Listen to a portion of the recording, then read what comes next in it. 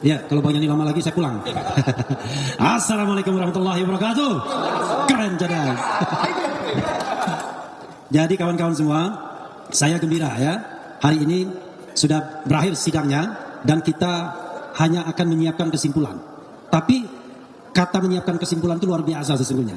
Karena kita diberikan kesempatan lagi untuk mempertajam apa yang sudah kita sampaikan dan memberikan juga kritik atau masukan-masukan apapun kepada Mahkamah Konstitusi untuk memperkuat permohonan kita. Logikanya sederhana. Kalau MK mau menolak permohonan kita, ngapain dia bikin instrumen baru kesimpulan? Dan boleh juga menanggapi apa yang terjadi tadi. Oke, saya akan mereview secara umum, tidak spesifik hari ini. Jangan lupa kawan-kawan semua, permohonan 01 itu petitumnya adalah diskualifikasi terhadap 02 atau setidak-tidaknya diskualifikasi terhadap Gibran. Dan diperintahkan pemungutan suara ulang. Ingat, pemungutan suara ulang, bukan pemilu ulang.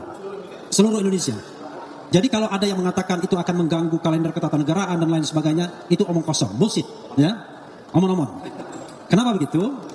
Ingat nggak, waktu saya mengajukan judicial review terhadap unregistered voters bisa memilih itu pada tanggal 6 Juli 2009 dan kemudian pilpresnya 8 Juli 2009, bayangkan.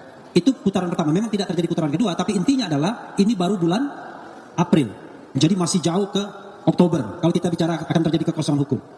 Nah, untuk mendukung petitum tersebut atau permohonan tersebut, kami memulai dengan satu pendekatan yang barangkali tidak lazim bagi permohonan sebelumnya, yaitu kami hanya menekankan dan hanya mengutamakan aspek kualitatif saja. Kami tidak menghitung angka-angka, karena kami katakan angka itu didapat dari kecurangan. Bagaimana kita kemudian mau beradu angka, sementara angka yang kita ingin adu itu didapat dari kecurangan. Yang tidak saja dalam proses pemungutan dan penghitungan suara, tapi jauh sebelumnya, sebelum pencoblosan dilakukan. Oke? Dan pintu itu sudah terbuka bagi kami, yaitu bahwa MK sudah kembali menegaskan dirinya bahwa mereka adalah pengawal konstitusi, the guardian of the constitutions. Dan itu putusan 2004 hingga 2019. Kalaupun kemudian belum pernah dikabulkan, itu soal lain. Kenapa? Karena permohonan terdahulu itu tidak convincing, tidak meyakinkan. Nah, permohonan ini insya Allah sangat meyakinkan. Ya, karena itu kami yakin bahwa peluang besar untuk dikabulkan. Insya Allah, amin. Amin. Kalau wartawan ada yang mengaminkan langsung 100% ini, ya kan? Nah, ya, oke. Semua ahli yang diajukan pihak terkait berusaha mengatakan, hei Mahkamah Konstitusi, Anda cuma hitungan saja. Tapi sebelum ada putusan Mahkamah Konstitusi itu sudah batal.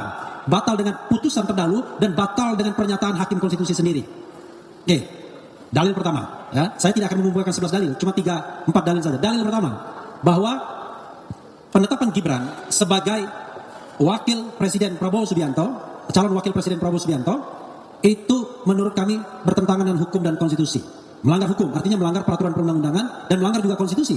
Melanggar asas pemilu yang luber dan jurdil serta KPU yang harusnya mandiri.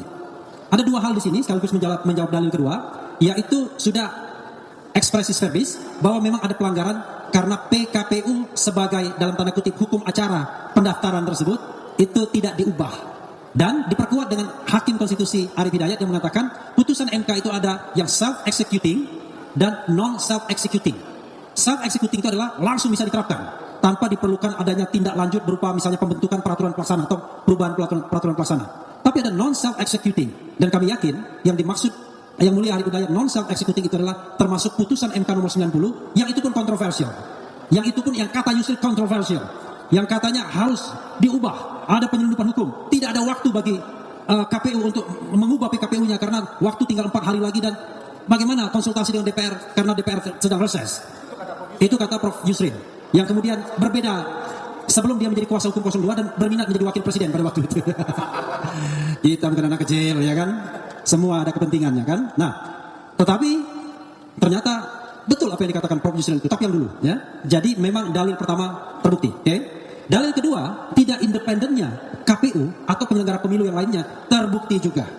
Paling tidak dari kasus terkait dengan penetapan Gibran Rakabuming terlihat bahwa KPU memang sengaja untuk memancing agar ayo mendaftar dengan mengeluarkan surat edaran. Apakah KPU tidak paham bahwa harus mengubah peraturan KPU-nya? Paham mereka. Tetapi karena DPR-nya reses, mereka berusaha melakukan penyelundupan. Wah, itu bisa dipermasalahkan, itu pelanggaran kode etik juga itu. Jadi melakukan penyelundupan dari saksi yang menjadi lawyer di DKPP. Penyelundupannya itu apa? Penyelundupannya adalah dia mengajukan perubahan peraturan KPU itu kepada Ditjen Perundang-undangan tanpa konsultasi DPR. Fortunately ditolak oleh Ditjen Perundang-undangan. Nah, ini menunjukkan bahwa KPU tidak independen. Padahal apa urusannya? Dia kan bisa mengatakan, oke, ada putusan 90, tetapi karena tidak ada waktu untuk mengubah PKPU, maka putusan tersebut belum bisa kami laksanakan. Karena kalaupun kami laksanakan, akan cacat prosedural, seperti yang dikatakan Yusril Iza Mahendra, akan dipersoalkan orang, dan terbukti, ya kan? Akan dipersoalkan orang. Implikasinya ada persoalan-persoalan seperti ini, dan itu bisa inkonstitusional. Maka dalil kami, yang setidaknya ada penyelenggara pemilu yang tidak independen from the beginning, itu sudah terbukti juga. Bagaimana dengan Bawaslu? Sama saja. Terlihat betul bahwa Bawaslu itu tidak memproses hal-hal yang memang jelas-jelas merupakan pelanggaran. Seperti misalnya yang namanya mobilisasi aparat desa. Kemarin ada PJ Wali Kota Bekasi. Ternyata pernah juga diproses oleh Bawaslu, tapi tidak pernah dia menghukum bahwa PJ ini atau kegiatan itu menguntungkan atau dimaksudkan untuk menguntungkan paslon 02. Tidak pernah ada putusan yang begitu. Sepanjang pengetahuan saya ada nggak? Nggak ada. Nggak ada ya. Jadi tidak ada putusan yang mengatakan bahwa itu menguntungkan paslon 02 dengan melanggar undang-undang. Nah, ini menunjukkan bahwa ada ketidaknetralan. Bagaimana dengan DKPP? Ketidaknetralan DKPP yang juga terbukti adalah, walaupun memang tidak dipersoalkan secara masif, Anda bayangkan, ada ketua KPU 5 kali melanggar, dihukum karena melakukan pelanggaran kode etik. 3 diantaranya berat, ya. 2 peringatan berat dan terakhir. 1 peringatan berat saja, tapi tidak ada terakhirnya. Yang terakhir yang Irman Gusman itu. Anda bayangkan, ini hakim konstitusi di sini, ketua MK, sekali melanggar langsung didemosi.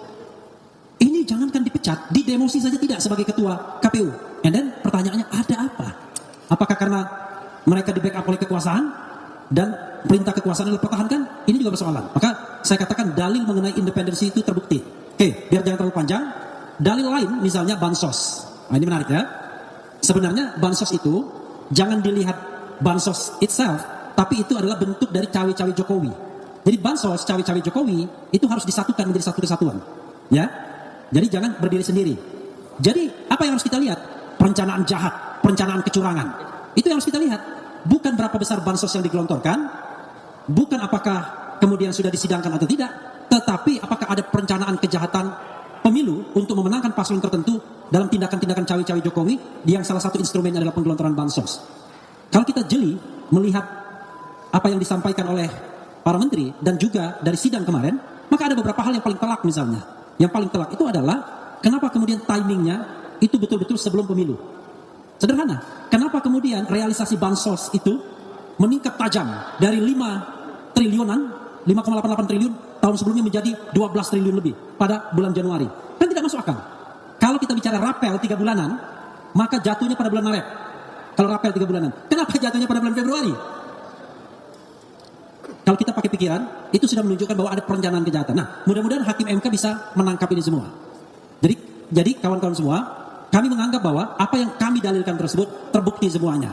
Kalau dikatakan bahwa tidak ada kecurangan, tidak ada perencanaan kejahatan dalam Pilpres kali ini, come on, kita seolah menutup mata hati, kecuali kalau kita sekedar dukung-mendukung. Tapi kalau mengatakan bahwa pemilu ini, Presiden Jokowi tidak cawe-cawe yang dia nyatakan sendiri, dan kemudian tidak ada operasi untuk memenangkan paslon 02, maka kita sudah menutup mata dan hati kita hanya untuk kepentingan, saya tidak tahu kepentingan apa. Karena itu kami tidak ingin bahwa kecurangan dimenangkan, dan kami tetap tidak ingin bahwa pemimpin dipilih secara curang. Wassalamualaikum warahmatullahi wabarakatuh. Insya Allah kita menang. Amin. Oh ya, minal aidin wal faizin. Mohon maaf lahir dan batin. 2 hari lagi mudik kita. Terima kasih ya. Menang banyak atau menang tipis? Saya bukan Hotman Paris Hutabean. Yang paling penting menang. Mau 1-0, 2-0, yang penting menang. Oh, juga kami mengucapkan terima kasih pada kawan-kawan yang sudah bersibuk-sibuk, ya kan. Kami tidak bisa memberikan apa-apa, cuma apresiasi saja. Kalau memberikan makan juga sedang puasa sebagian kan. Tetapi mudah-mudahan daripada kita semua nanti akan diganjar oleh MK. Untuk siapa? Bukan untuk 01 atau 03, tapi untuk Indonesia. Untuk demokrasi kita. Hidup demokrasi.